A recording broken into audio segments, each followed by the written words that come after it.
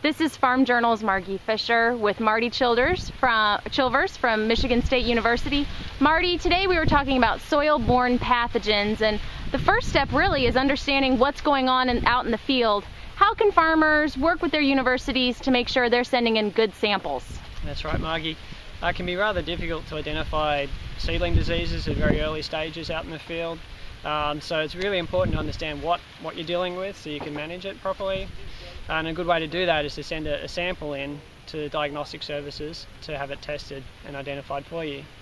And the best way to do that is to dig up representative samples, 12 to 20 representative plants, make sure that they represent a range of symptoms that you're seeing out in the field.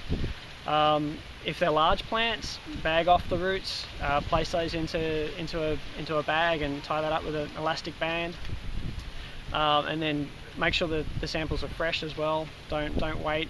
Ship them on a Thursday. Don't wait until Friday and try to ship them over the weekend. So shipment of fresh samples that are representative of the range of disease symptoms that you're seeing, as well as information such as distribution of the disease symptoms in the field and any other observations that you're making with that.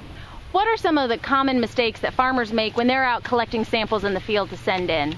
Common mistakes include the submission of very few samples and samples that are left sitting in a truck for a day in the hot sun, sometimes in a plastic bag just sweating away and deteriorating. It makes it very difficult for diagnosticians to identify what's actually causing disease in that situation. Perfect. Hey, thank you, Marty. Hey, no worries.